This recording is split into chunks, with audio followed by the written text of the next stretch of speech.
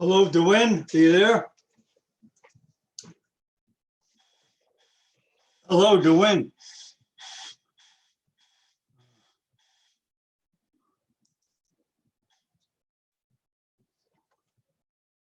Hi, Dwayne, you there? Yes, I'm here. How are you? Okay, we're setting up now, but just watch, okay? All right, sure. Like right now, I'm screen sharing his presentation on Facebook Live. And you can see, Okay, well, so no, I'm sorry. Well, okay, he stopped because he's having problems with bandwidth, which I'm sure you know about that. Yeah. So, yeah, his bandwidth is. problem. Let me check let me check with him. Okay. All right. But this is basically what we're going to do with you. We're going to screen share your Facebook Live. Okay.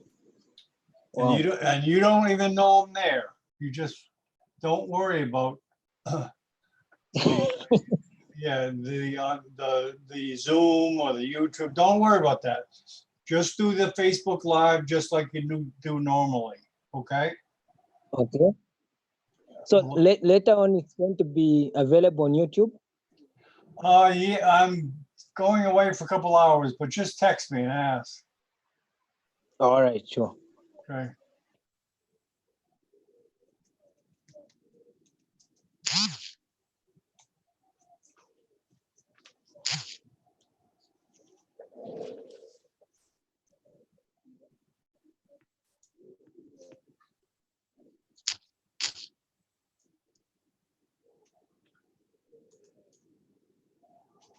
Okay, he's live on. So what I do, watch me.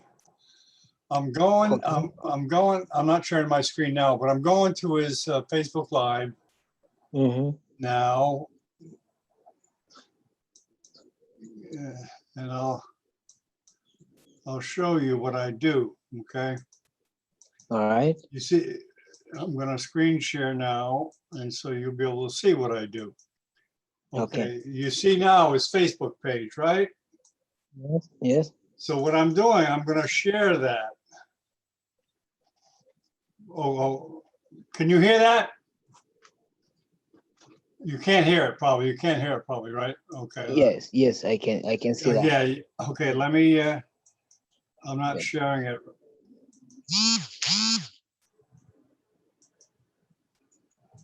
Africa or throughout Africa, throughout the world, if at all it's been done elsewhere.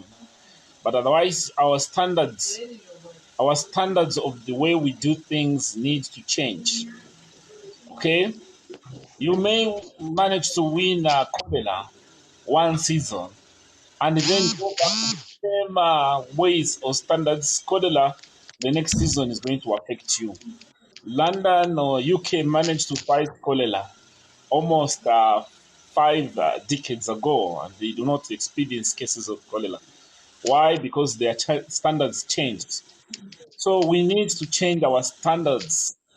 Here, my emphasis is so much about Africa, where certain standards need to change. In the Western world, they need to look the standards of living and see where the weaknesses are. Okay, but our weakness in Africa is that our standards have been quite poor most of the time, and we have been predisposed to a lot of diseases, of which, to our advantage, we have acquired immunity. Hence, even the COVID-19 has not affected us much, not because we have got good healthcare system, but it's because of many diseases that we have been exposed to. Hence, the immunity throughout Africa. A lot of people may have good immunity. All right. So I'm saying this, of course, with sensitivity, as to not to sound a little bit arrogant on certain things. But I'm saying we, as Africa, we have been exposed. Okay, we have been exposed to a lot of diseases. Flu, it's something we suffer from almost 3 times, 5 times per year. Okay, now my emphasis is that there are sometimes we talk about appropriate technology. Appropriate technology in terms of making our own ventilators, basing on how we have noticed the ventilators work in Zimbabwe. They are making their own ventilators. But now, when it comes to appropriate technology, when you want to talk about herbs, I've been trying to post a lot of solutions to deal with herbs. Mostly, people who have gone to school and they have done some scientific studies. Because of less knowledge they have about these plants, you'll find that they will always look at that to be fake news, fake news, fake news. All right. Anyway, if I posted, let's say 30 years ago, 50 years ago, that marijuana is able to cure cancer, they will still say fake news, fake news. But now this time, marijuana has been approved for a lot of treatment of cancer. And also, it helps in epilepsy. A lot of research has been done. So marijuana has been found to help. So that's a raw product. So marijuana in its raw form, I would say, may not be necessarily beneficial in its raw form. But if we take components from marijuana, they can help cure the cancer. All right. So now, here I'm not talking about necessarily marijuana dandelion in killing the COVID-19. Of course, a virus is a non-living thing. It's just a protein. So I'm talking about the many things that we have been doing in Africa in order to prevent a cold or a cough. All right. So Western countries, they might call it sauna, but us, we might be doing the fumigation a long, long, long time ago. So when you fumigate, you warm up the body. Okay. After you warm up the body, you also loosen the secretions. So if at all you had COVID-19 on your throat, then it will be able to come out because the secretions have been loosened. So 3 days, after 3 days, after 4 days, I would recommend you do some sauna, okay, or just bath with hot water, warming up your body, warming up your chest. That has been helping a lot of people. And I'm happy that even people from Western countries, okay, though they may call it sauna and the likes, fumigation has been part of treatment for a lot of diseases, especially malaria, in our culture or in a lot of culture within Africa. So ginger is actually a very good anti-cancer herb, and also ginger has antiviral properties. Whether it's COVID and the thing is, COVID is not a new thing. It's a virus that has been there for a long time. So ginger has always helped to lessen viral multiplication in its raw form. Actually, for cancer, it even works better than a lot of drugs that have been made for cancer. So ginger has worked very well. So lemon with their vitamin C, we look at these components, the phytochemicals, and how necessarily they are affecting or helping the immunity. So the lemons have been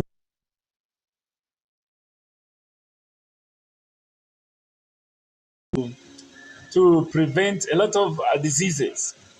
Garlic has also been used. So I'm not saying you're going to make a mixture of all these, but I'm saying in the life that you are going to live after COVID-19, until the last case has been treated, that's when we are going to say, now we are safe, because it will be very easy to monitor and trace new cases.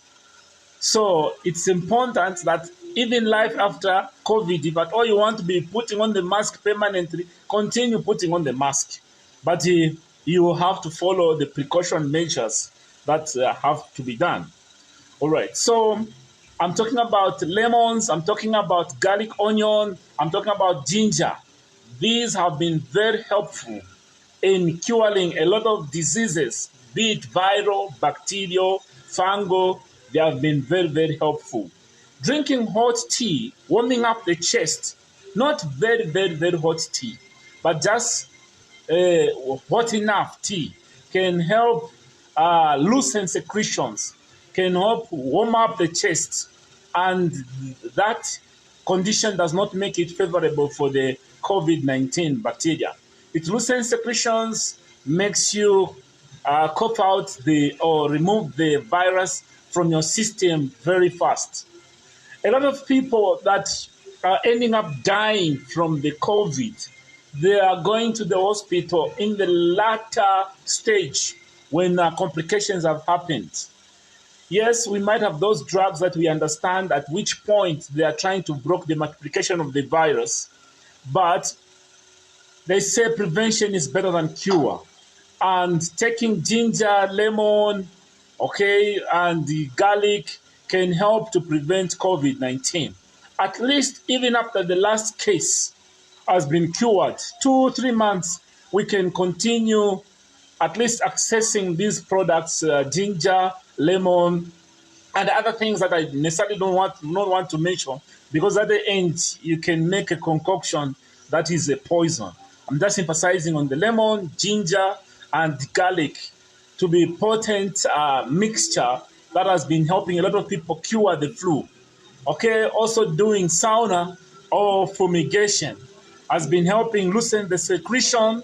Okay, if you do not necessarily know how fumigation is done, I'm sure any grandparent within your area can show you how fumigation is done.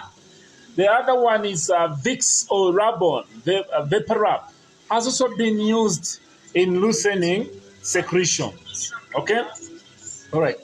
So has also been used in loosening secretion. At one point, I suffered from a terrible flu. Just using Rabon, it helped me, to remove all the mucus, excess mucus that was forming, and at the end, I felt better.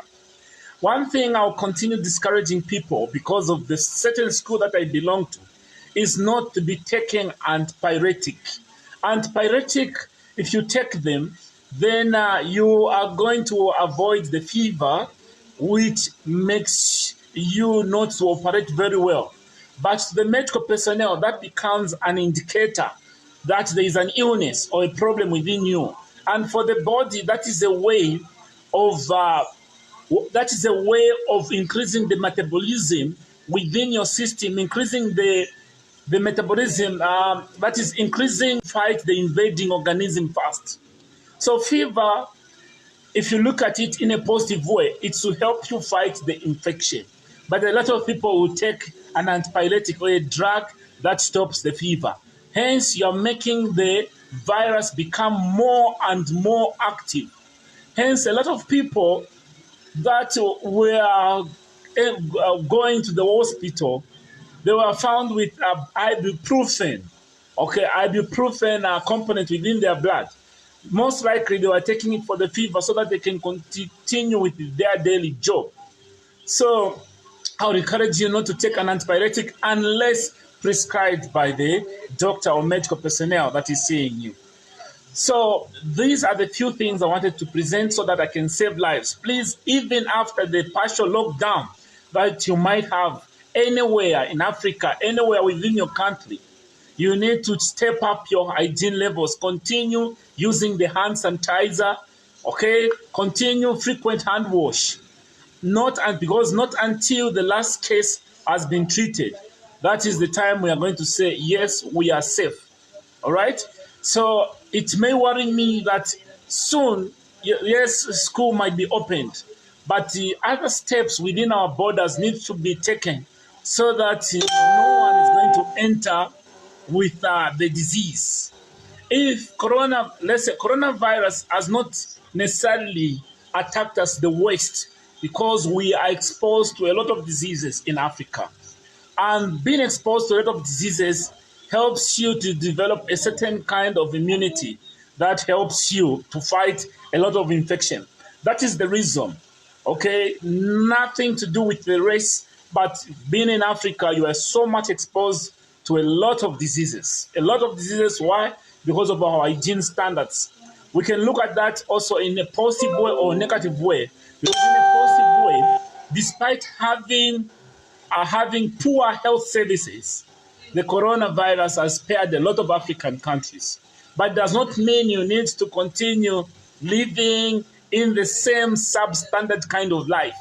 You have to improve life. So life after coronavirus, we should check our standards or way of living. The ATMs there, they should be sanitizers. Before you enter any mall, our marketplaces there, they should have sanitizers. Don't just prevent a disease for a season. If China right now can ban people from eating snakes, cats, and dogs, it's because they don't want the disease to come back to them. So hence, even other countries, there should be a certain way they should change their life so that the disease does not come back to their country. All right, so this has been my presentation on the COVID-19, life after COVID-19, that we need to continue or we need to step up our hygiene standards. Okay, we step up our hygiene standards so that each and every time we have a disease like this, it does not attack us the worst. So thank you very much and be blessed.